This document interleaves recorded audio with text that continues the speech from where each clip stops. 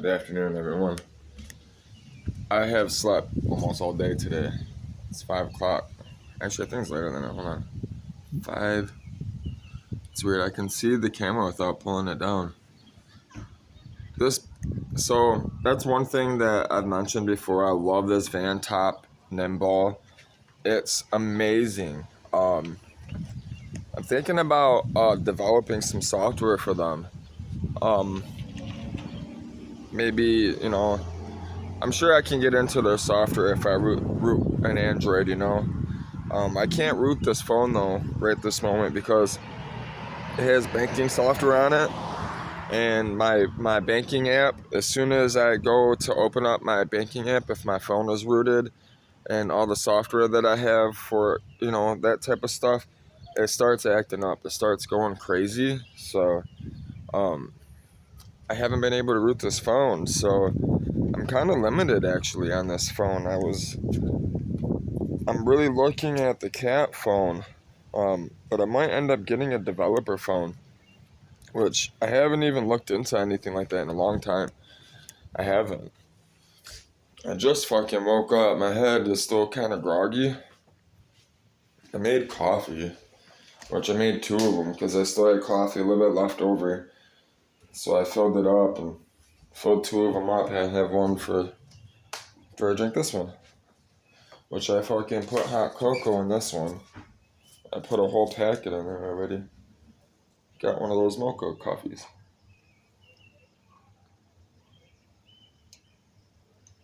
I have no idea what I'm about to do right this moment. You guys are just kind of hanging out with me for right now while I wake up. Yeah, whatever happens, happens. I don't really have a plan right this moment other than getting to reading the Bible and doing some computer work. I knew it was going to be a slow day. I felt it.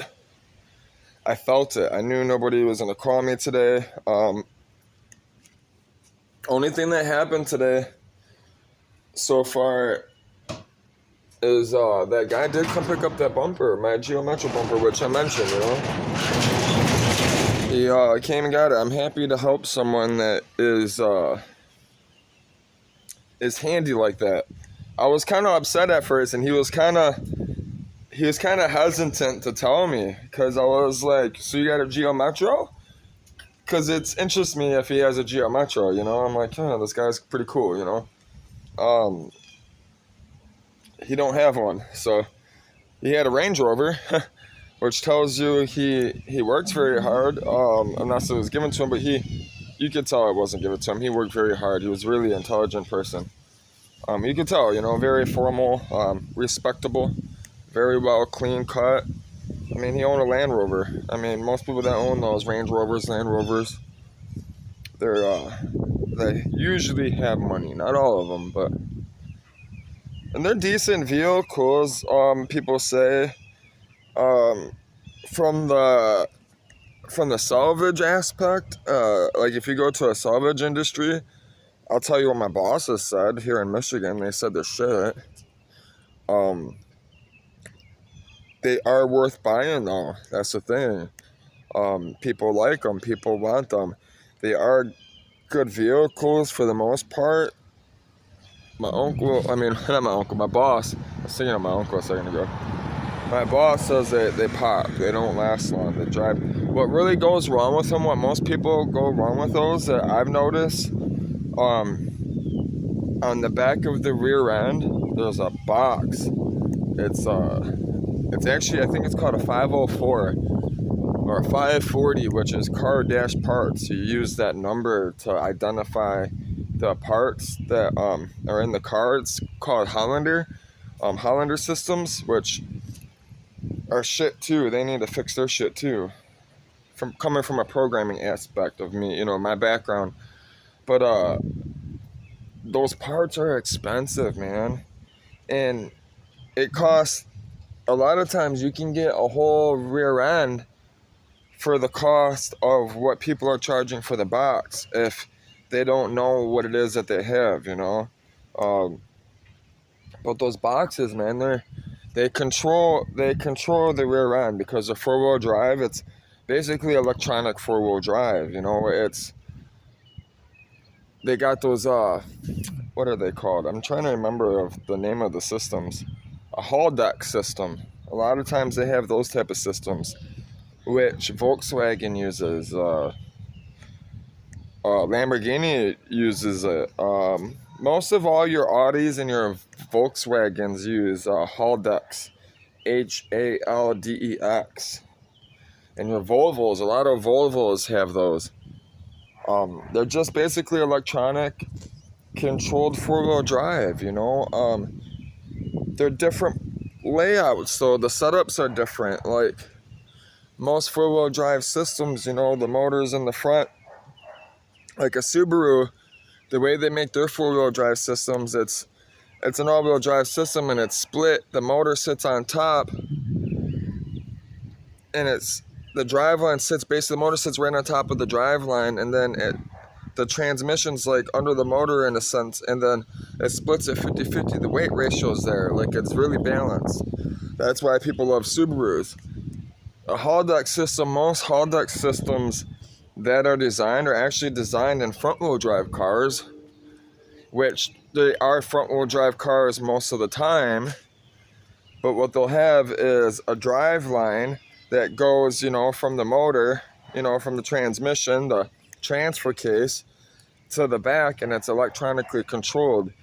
Because back then, like in the early days with four-wheel drive, it wasn't electronically controlled, they were mechanically controlled. You know, so you had to have hydraulic systems, and the older Hondas, the older Honda Civics and stuff came all-wheel drive in the 80s and stuff. The CRVs and stuff. You know, they were the first ones to really push for a good all-wheel drive system, but you had to have a special drive shaft because it would bind up. It was like the drive shaft in the middle it slipped. So those are rare. I was actually trying to find some. I found a couple drive units at Michigan Imports where they didn't even know they had them. They were sitting in the back, and they're still there. I don't know if they're any good. I'm sure they are if they're on the shelf. I haven't, you know, like actually took a look at them, but they're there. They don't even, like I said, they're there. They're not tagged though. They're not in the system. They don't even know they have them. That's how like bad the inventory is there. But they need help, man. You know, I wish I could go back there. Yeah, I'm just randomly speaking. You know, I'm just talking about speaking out knowledge, just car stuff, computer stuff. That's all I do, talk about knowledge. Yeah, so those Land Rovers are alright. But I was happy to help the guy. I was. A little bummed out, you know, he didn't grab the rest of the Geo parts. Actually, I should go put the radiator in the house. Yeah, I know. My fucking radio's back on. I didn't even realize it was off.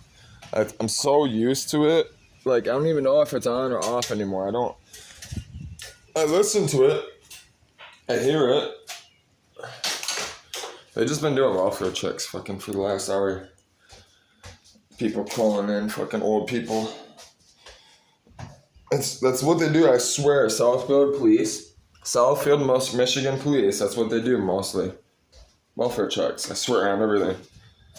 They get called all day long by people. When you go check on my dad, when you go check on my grandma, they haven't answered the phone in 3 hours. They might be dead.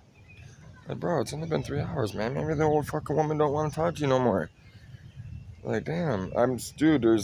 You'll see it. I'm gonna be pushing this up here soon. I gotta start working on some stuff this week. So, you know, I'm gonna have to figure stuff out. If things don't start selling like this week, the rest of like this transmission don't sell this week and stuff, I'm gonna have to figure something out. I don't have time to wait around. You know, I gotta start applying my knowledge. So we might be making an ad on Facebook Marketplace and a few other things. And I'm really about to start making my own website because I'm getting enough traffic now on my Facebook and on my YouTube because I've been doing the hashtags, which I've explained in multiple videos before, which I've noticed a lot of people that do YouTube don't actually understand or do this.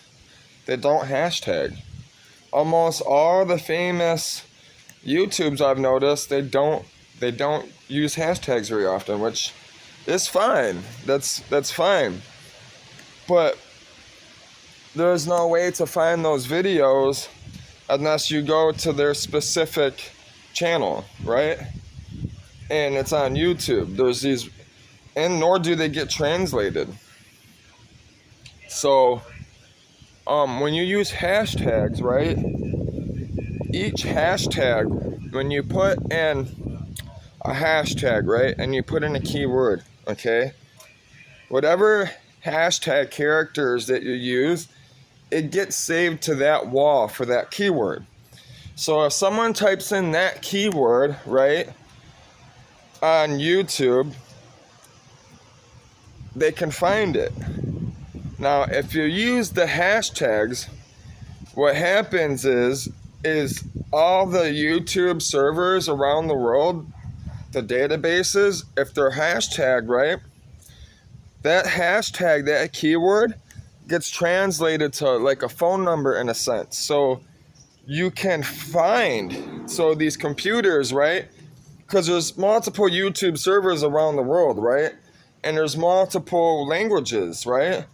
So what it does is it indexes all of these hashtags, all of these keywords, and then what it does is it translates them so that people can watch videos in different languages. They can read it in different languages. You understand? They can watch the United States, they can watch our videos, in English, see the keywords that we're writing, but it's translated to their language. People don't understand that. So by doing so, by using hashtags on your Facebook and your YouTube, they created that for a reason, which it surprises me how many people don't use it, don't use what they created, which it blows my mind that I'm not the first one. Obviously, people hashtag all day long, but they don't write whole pages in hashtags. They don't do that. And you can only use so many hashtags too, because so many keywords, because then once you go past that limit, they'll still let you use a hashtag and write, but the first paragraph will only be highlighted in blue. On Facebook, they only let you use so many characters, and then YouTube only lets you use 100 characters. So every time I use a space or a hashtag, you're using up a character. So, which I mentioned in my videos,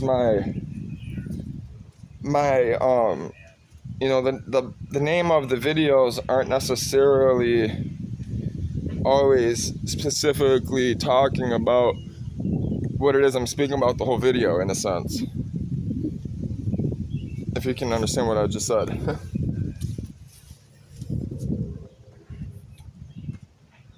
Which I mentioned that before. And it's gonna rain tonight. That's why I slept. I knew it's gonna storm tonight, and I wanted to be up for it. People like to thieve at night and steal. That's the best time to go out thieving. Seriously, that's the best time to go out and do stupid shit.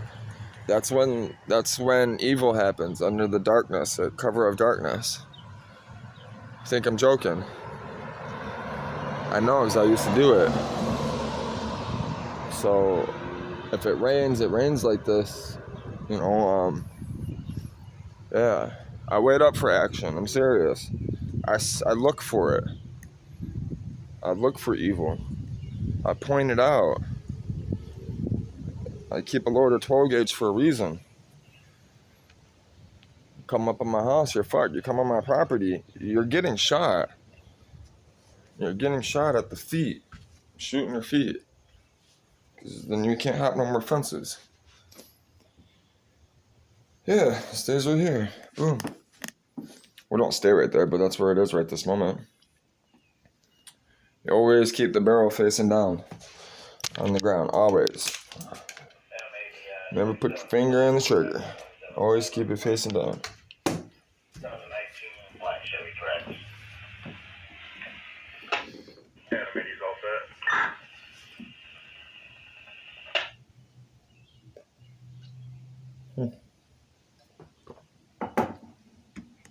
It hasn't been on the last 2 days, so I've actually been listening to it since I've turned it on. I tried to turn it on with Bill, but it wasn't fucking Bill's talking. I couldn't concentrate on putting it on hold. It was on search, so it kept on scanning. Those things annoy me sometimes, those fucking things. Some of them are hard to figure out, programming them and stuff, which I gotta figure that one out. And Bill did say I could use his lawnmower, which I'm probably going to do that tomorrow. It's ready to be cut. I'm excited though, because all that seed's going to lay. See, like right here I had these two air conditioner things, those fucking air conditioner rocks you put the AC units on. I was going to put some statues right here. But that didn't happen. I ended up giving them to Ryan. Ryan asked for them. He said, what are you doing with those? He's like, I'm building a putt-putt golf in my backyard. I'm like, really? Take them, man. If you can use them, that's what's up. Putt-putt golf in your backyard, that's dope. Oh, yeah. Here's the backyard for it, too. The fucking, motherfucker, the house, man. That's in that house that Ryan has. Dope as hell. He's got a nice-ass house. It's got an in-ground pool.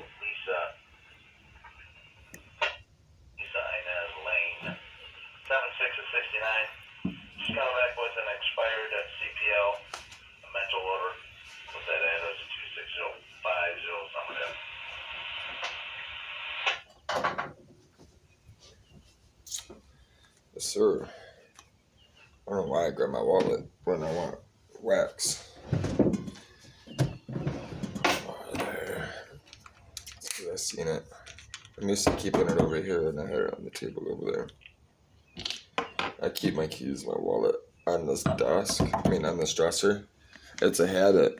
I always put my keys there, and then I put my wallet up here in the top drawer. I never use the top drawer for clothes or anything. It's for my personal stuff, It's always been like that. That's another reason why I'm happy I'm not getting rid of the dresser. It's going to be hard for me to get rid of this dresser. Give it to my daughter. That's why everything, when I go to go get the boat, all the stuff's getting packed in a storage unit. I'm not touching it until I give it to her. Because I know if I go in that storage unit, I'm going to pull everything out on it.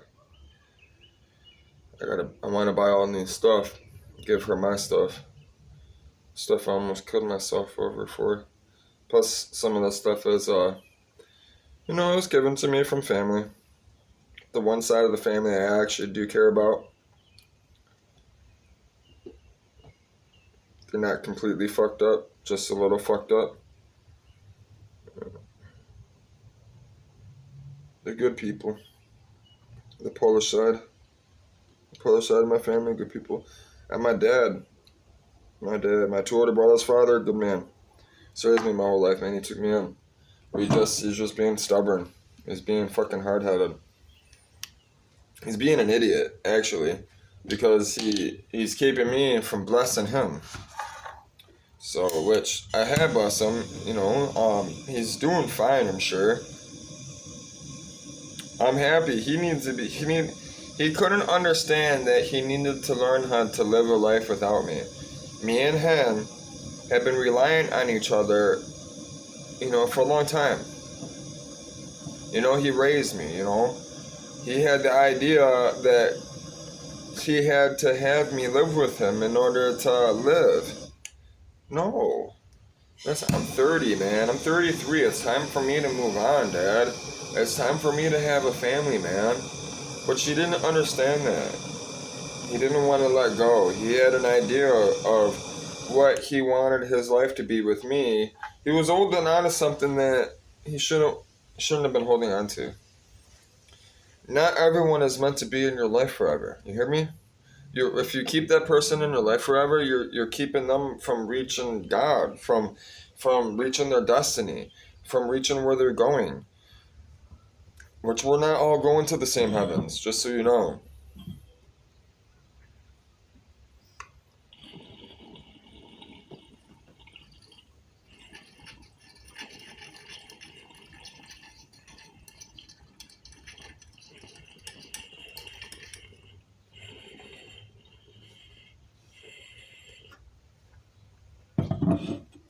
The ultimate creator, man, he wants us to be with him, to work for him.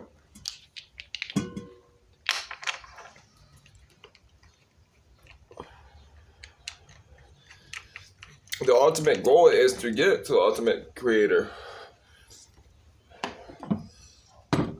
which is to be like him, to be like light. This world is just a temporary stop to where we're going. You understand what I'm saying?